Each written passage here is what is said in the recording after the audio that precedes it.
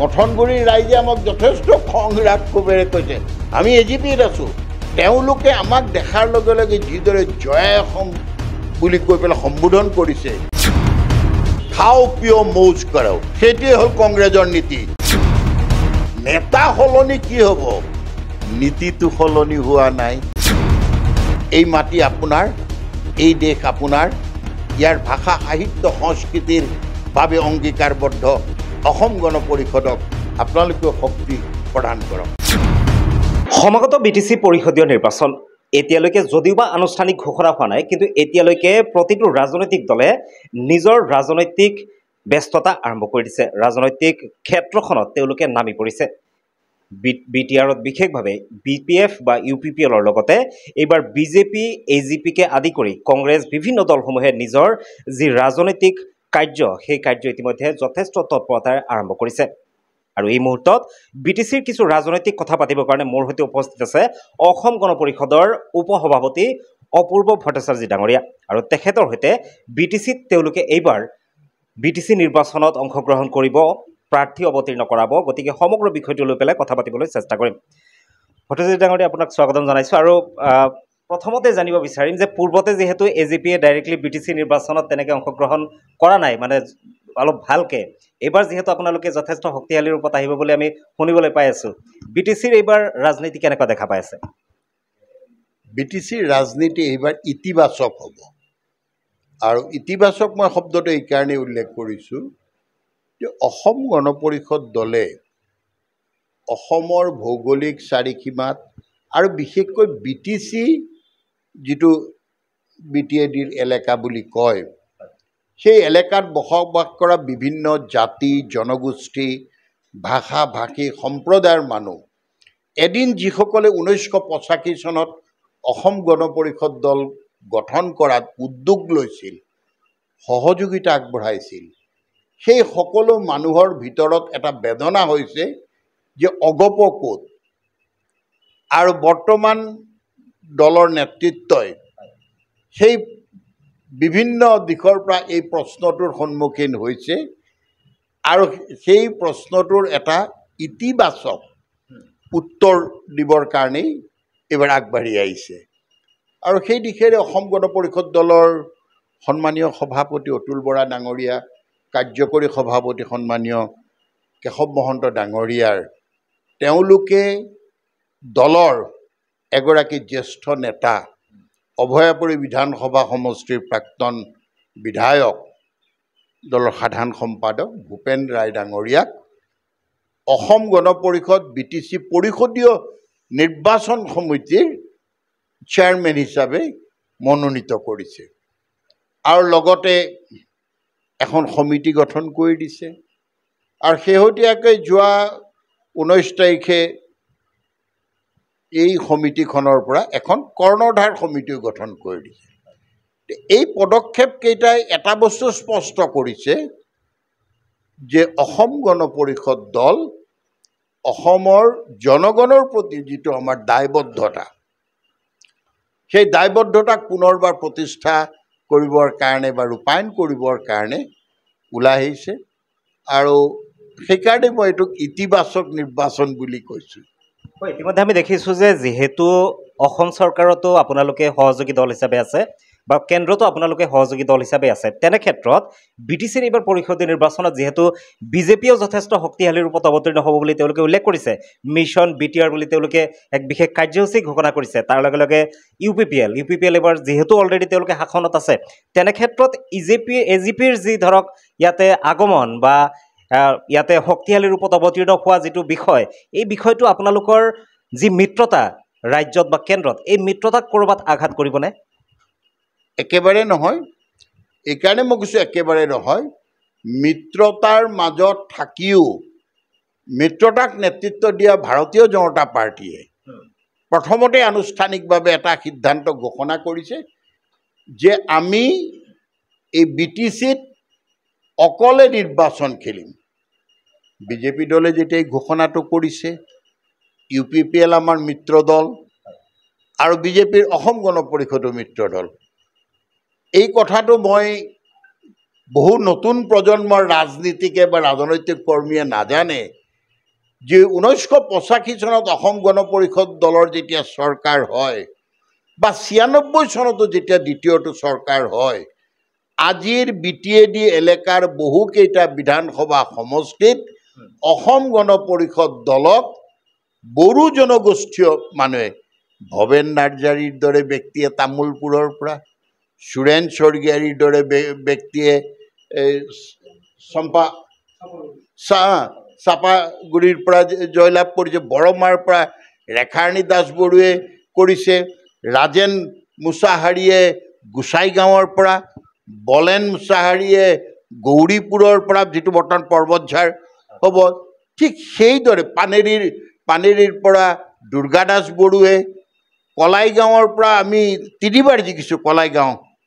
গতিকে এনেদৰে আমি যিবিলাক মানে দেখিছোঁ যে সেই যে মানুহবিলাকৰ আমাৰ ওপৰত এটা আস্থা আছিল, সাম্প্ৰতিক সময়ত যেন মানুহে বিচাৰিছে যে অসম গণ পৰিষদ পুনৰ ওলাই আহক আৰু অসম গণ পৰিষদে বিভিন্ন জাতি জনগোষ্ঠীৰ মাজত সমন্বয়ৰ সেতু নিৰ্মাণ কৰাৰ আগভাগ ভূমিকা লওক।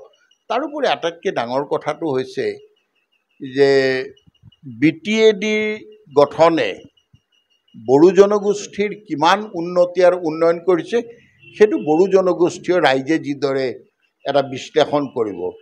কিন্তু BTADত বসবাস কৰা শব্দটো যদিও বা বৰ ভাল নালাগে উচ্চাৰণ কৰিবলৈ, কিন্তু বুজাবৰ কাৰণে কৈছোঁ যে অবড়ো জনগোষ্ঠীৰ মানুহে যি মুকলি মনেৰে BTAD গঠনত সহযোগিতা দিছে, আজি সেই ভাৰতীয় অসমীয়া খিলঞ্জীয়া মানুহে নিজৰ মাটিৰ ওপৰত অধিকাৰ পৰা বঞ্চিত হৈছে। আটাইতকৈ ডাঙৰ কথা যে সেইটো এটা বেদনা আছে। আৰু শেহতীয়াকৈ চৰকাৰৰ বিভিন্ন আঁচনিৰ পৰাও বহু মানুহে আমাক কৈছে আমিতো অৰুণোদয় ঘৰ এইবিলাকৰ কথা ভবাই নাই, নিজৰ মাটিকণৰ ওপৰতে আমাৰ অধিকাৰ নোহোৱা হৈছে। অসম গণ পৰিষদ দল যিহেতুকে এটা আঞ্চলিক ৰাজনৈতিক শক্তি, আমি কাৰো ওপৰত নিৰ্ভৰ কৰি চলা নাই। অসমৰ জনসাধাৰণ আমাৰ শক্তি, অসমৰ জনসাধাৰণ আমাৰ অভিভাৱক, অসমৰ জনসাধাৰণৰ শক্তি সাহস আৰু অংশগ্ৰহণেৰে 1985 চনত অসম গণ পৰিষদ দল জন্ম হৈছিল। সেই যে জন্মলগ্নৰ প্ৰতিশ্ৰুতি, ৰাজ্যখনত থকা বিভিন্ন জাতি জনগোষ্ঠী যি ধৰ্মৰে নহওক নিজকে অসমীয়া বুলি ভবা, অসমক মাতৃভূমি বুলি আঁকোৱালি লোৱা, সেইসকল মানুহৰ প্ৰতি অগপয় তেওঁলোকৰ জন্মলগ্নৰ যিটো প্ৰতিশ্ৰুতি, সেই প্ৰতিশ্ৰুতি পালনৰ পৰা আঁতৰি থাকিব নোৱাৰে। আৰু সেইকাৰণেই এইবাৰ আমি সিদ্ধান্ত লৈছোঁ যে আমি খুব 40টা সমষ্টিৰে গঠিত BTADত আমি 40টাত প্ৰতিদ্বন্দ্বিতা নকৰোঁ। আমি প্ৰথম পৰ্যায়ত 10টা সমষ্টি বাছি লৈছোঁ অগ্ৰাধিকাৰ ভিত্তিত। ক'ৰবাত এটা দুটা ইফাল সিফাল হ'ব পাৰে, যাতে আমি BTADত চৰকাৰী সাংবিধানিকভাৱে যিবিলাক কথা বতৰা হ'ব, অসম গণ পৰিষদ দলো যাতে তাৰ অংশীদাৰ হ'ব পাৰে। সমষ্টি বিশেষভাৱে ধৰক বড়ো অধ্যুষিত অঞ্চল নে অবড়ো, যিটো আপুনি ইতিমধ্যে উল্লেখ কৰিছে কথাটো, আপোনালোকে সেই কোনবিলাক সমষ্টি বাছনি কৰে? নাই, মিশ্ৰিত। আমি কোনো একপক্ষীয়ভাৱে তেনেধৰণৰ সিদ্ধান্ত লোৱা নাই। এতিয়া ধৰক মাজবাটৰ 5 নং চেৰফাং সমষ্টিটোৰ কথাই কওক। আজি আমি আমাৰ সভাপতি ৰয় ডাঙৰীয়াৰ নেতৃত্বত ধৰ্মেশ্বৰ ৰায়, তাৰপিছত আমাৰ মৃণাল কলিতা, কুমাৰ দীপক দাস, গুণীন দাস, ডক্টৰ তাৰা দাস সমন্বিত আমি সকলোবিলাক আজি মথনগুৰিৰ পৰাই সভা কৰি আহিছোঁ। মথনগুৰিৰ ৰাইজে আমাক যথেষ্ট খং ৰাগ ক্ষোভেৰে কৈছে আমি AGPত আছোঁ। তেওঁলোকে আমাক দেখাৰ লগে লগে যিদৰে জয় অসম বুলি কৈ পেলাই সম্বোধন কৰিছে, সঁচাকৈ ভিতৰত এটা শিহৰণৰ সৃষ্টি হৈছে যে ক'ৰবাত আমাৰ ভুল হৈ গ'ল নেকি। যিহেতু আপুনি কৈছে যে মানুহখিনি যথেষ্ট আগ্ৰহ দেখাইছে, তাৰমানে AGPৰ প্ৰতি মানুহখিনি আকৰ্ষিত, আৰু আপোনালোকৰ ফালৰ পৰা আচলতে এইটো অনুভৱ কৰিছে নেকি যে BTCত আচলতে বড়োভূমি বুলি যিটো আমি কওঁ সাধাৰণতে, ইয়াতে অবড়ো মানুহখিনি আচলতে তেওঁলোকৰ অধিকাৰ খৰ্ব হোৱা বুলি আপোনালোকে অনুভৱ কৰে নেকি? আমি অনুভৱ কৰোঁ। আৰু এটা কথা, যিহেতু আপোনালোকৰ মিত্ৰ দলৰ চৰকাৰ আছে, তেনে ক্ষেত্ৰত তেওঁলোকৰ অধিকাৰ খৰ্ব হৈছে নেকি? চাওক, মিত্ৰতাটো এটা ৰাজনৈতিক এটা বুজা পৰা আৰু এখন শক্তিশালী ৰাষ্ট্ৰ নিৰ্মাণ সমৃদ্ধিশালী অসম নিৰ্মাণ এই সংকল্পত আজি ভাৰতীয় জনতা পাৰ্টি অসম গণ পৰিষদ দল আজি UPPL হওক এই তাৰপিছত তিৱা ঐক্যমঞ্চ আছে ৰাভা স্বায়ত্তশাসিত পৰিষদ আছে এনেদৰে গণ শক্তি আছে এই সকলোবিলাক মিলি পেলাই আমি এটা মিত্ৰজোঁট হৈ আছোঁ কিন্তু মিত্ৰজোঁট হ'লেও এইটো মানে কোনো ভুল ব্যাখ্যা নকৰিব 1985 চনত অসম গণ পৰিষদ দল এক ঐতিহাসিক অসম আন্দোলনৰ পটভূমিত জন্মগ্ৰহণ কৰিছিল আৰু সেই যে অসম আন্দোলনৰ পটভূমিত জন্মগ্ৰহণ কৰিছিল তেতিয়াই পাহাৰ ভৈয়াম কি চাহ বাগিচা কি বৰাক সকলোতে আমাৰ প্ৰতি কিন্তু মানুহৰ এটা মুকলি সমৰ্থন আছিল অভূতপূৰ্ব সমৰ্থন আমি এটা কথা বিশ্বাস কৰোঁ যিহেতুকে ভাৰতীয় জনতা পাৰ্টিয়ে ঘোষণা কৰিছে যে আমি স্বতন্ত্ৰীয়াকৈ নিৰ্বাচন খেলিম গতিকে অসম গণ পৰিষদ এটা দায়বদ্ধ দল দুবাৰকৈ আমি চৰকাৰ চলাইছোঁ গতিকে আমিও আমাৰ দায়বদ্ধতা ৰক্ষা কৰিবৰ কাৰণে আৰু খিলঞ্জীয়া জনগোষ্ঠীৰ তেওঁলোকৰ মনৰ ভিতৰত যিটো বঞ্চনাৰ ক্ষোভ বঞ্চনাৰ ক্ৰন্দন তাৰ কণ্ঠ হ'ব বিচাৰিছোঁ অসম গণ পৰিষদ আৰু এটা প্ৰসংগলৈ আহিব বিচাৰিছোঁ BTCৰ পৰা অকণমান আঁতৰি পেলাই ষ্টেট পলিটিক্সৰ এটা কথা মই ক'ব বিচাৰিম আপুনি যিহেতু এটা সময়ত আপুনি কংগ্ৰেছ দলৰ সৈতে জড়িত হৈ আছিলে আজি দেখা গৈছে যে অসম কংগ্ৰেছৰ যি দায়িত্ব সভাপতিৰ দায়িত্ব এগৰাকী নতুন ব্যক্তিক দিয়া হ'ল আৰু BTC যিহেতু পৰিষদীয় নিৰ্বাচনৰ 26ত আমাৰ পুনৰ এছেম্বলি ইলেকশ্যন আছে তেনে ক্ষেত্ৰত সেইটো ৰাজনৈতিক দলৰ কেনেকুৱা ভৱিষ্যত বুলি ভাবে আপুনি কংগ্ৰেছৰ ভৱিষ্যত থকা হ'লে AGPৰ পৰা ওলাই গৈ কংগ্ৰেছ কৰাৰ পিছত আকৌ মই ঘূৰি AGPলৈ কিয় আহিলোঁ কংগ্ৰেছৰ নেতৃত্ব দি থকা ব্যক্তি যিয়েই পোছাক নিপিন্ধক কিয় যি অলংকাৰেই পৰিধান নকৰক কিয় তেওঁলোকৰ এটা স্পষ্ট দৃষ্টিভংগী নাই খাও পিও মৌজ কৰক সেইটোৱে হ'ল কংগ্ৰেছৰ নীতি जिसके पास पैसा है वही कांग्रेस कर सकता है অসমত বসবাস কৰা জাতি জনগোষ্ঠীৰ প্ৰতি তেওঁলোকৰ দায়বদ্ধতা কি আছে কি দেখুৱালে তেওঁলোকৰ নেতা দেশৰ প্ৰয়াত প্ৰধানমন্ত্ৰী ৰাজীৱ গান্ধী ডাঙৰীয়াই ঐতিহাসিক অসম আন্দোলনক স্বীকৃতি দিয়াৰ পিছত কংগ্ৰেছ দলে কি দায়িত্ব পালন কৰিলে তেওঁলোকে অসমীয়া জাতি সত্তাৰ অংশীদাৰসকল তেওঁলোকে এটা কথাত ভাল আজি তেওঁলোকে মিত্ৰতাৰ নামত আমাক কথা কয় যে তেওঁলোক এক নম্বৰ সাম্প্ৰদায়িক ৰাজনীতি কৰা দল নেতা সলনি কি হ'ব নীতিটো সলনি হোৱা নাই চৰিত্ৰও সলনি হোৱা নাই গতিকে কংগ্ৰেছৰ পৰা কোনোবা মানুহে যদি আশা কৰিছে মই তেতিয়াহ'লে তেওঁলোকক সেই পিঠাগুড়িৰ টেকেলিটো লৈ ৰাতি শুবলৈ আহ্বান জনাম নিজেই বুজি পাব ঠিক আছে বেছি দীঘলীয়া নকৰোঁ আজি প্ৰথম আপোনাক লগ পাইছোঁ আৰু প্ৰথম আমি BTC পৰিষদীয় নিৰ্বাচনক লৈ পেলাই কথা পাতিবলৈ যত্ন কৰিছোঁ শেষত মই আপোনাক দলৰ নেতা হিচাপে যিহেতু BTC নিৰ্বাচন ইতিমধ্যে মুখ্যমন্ত্ৰীয়ে কোৱা মতে ছেপ্টেম্বৰ মাহত অনুষ্ঠিত হ'ব যদিও আনুষ্ঠানিক ঘোষণা এতিয়ালৈকে হোৱা নাই সদশেষত আপুনি BTCৰ জনসাধাৰণক দলৰ হৈ আপুনি কি আহ্বান জনাব আমি আহিছোঁ ওলাই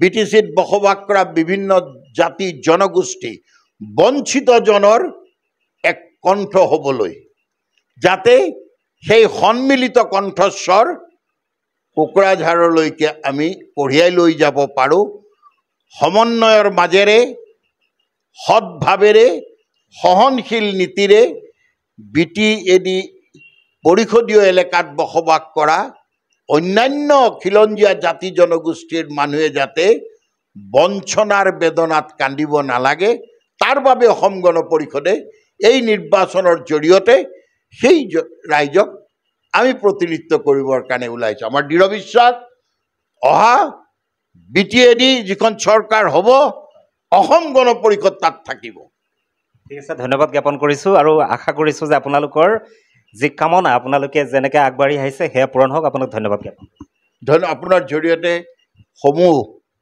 শ্ৰোতা দৰ্শকলৈকো আমি আমাৰ আন্তৰিক কৃতজ্ঞতা জ্ঞাপন কৰিছোঁ আৰু আহ্বান জনাইছোঁ আহক এই মাটি আপোনাৰ, এই দেশ আপোনাৰ, ইয়াৰ ভাষা সাহিত্য সংস্কৃতিৰ বাবে অংগীকাৰবদ্ধ অসম গণ পৰিষদক আপোনালোকেও শক্তি প্ৰদান কৰক। এয়া আছিল অসম গণ পৰিষদৰ জ্যেষ্ঠ নেতা অপূৰ্ব ভট্টাচাৰ্য ডাঙৰীয়া। আৰু তেখেতে ইতিমধ্যে উল্লেখ কৰিছে যে এজিপি দলে এইবাৰ যেনেকুৱা ধৰণে বিটিচি পৰিষদীয় নিৰ্বাচনত অকলে প্ৰতিদ্বন্দ্বিতা কৰিব বা তেওঁলোকে সীমিত কিছু সমষ্টিত তেওঁলোকে নিৰ্বাচনত অৱতীৰ্ণ হ'ব আৰু তেওঁলোকে আৰ্তজনৰ যি অধিকাৰ সেই অধিকাৰৰ কাৰণে মাত মাতিব বুলি ইতিমধ্যে উল্লেখ কৰিছে।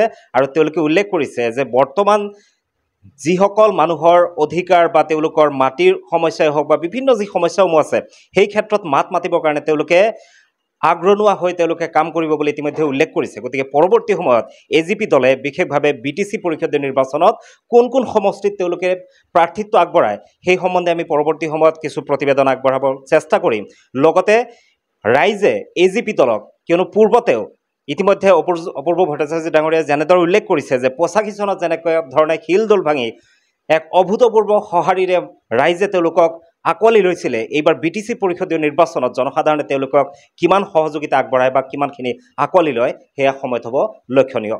এখন শৈক্ষিক উন্নত মানদণ্ডৰ নিৰ্ভৰযোগ্য ইনষ্টিটিউচন বিচাৰি আছে নেকি? তেন্তে আহক এনিয়া গ্ৰুপ অফ ইনষ্টিটিউচন লৈ, য'ত আপোনালোকে BA, BCom, BBA, BSW, MA in Sociology, MBA, MSW, BPharm, DPharm, BPT, BMLT, DMLT আৰু জিয়ানমৰ বাবে নামভৰ্তি কৰিব পাৰে।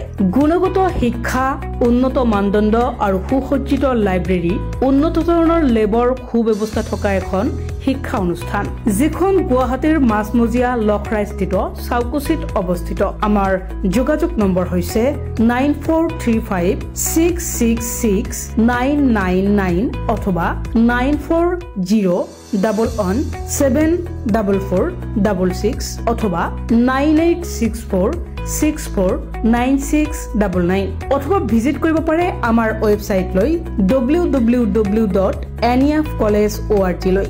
ধন্যবাদ।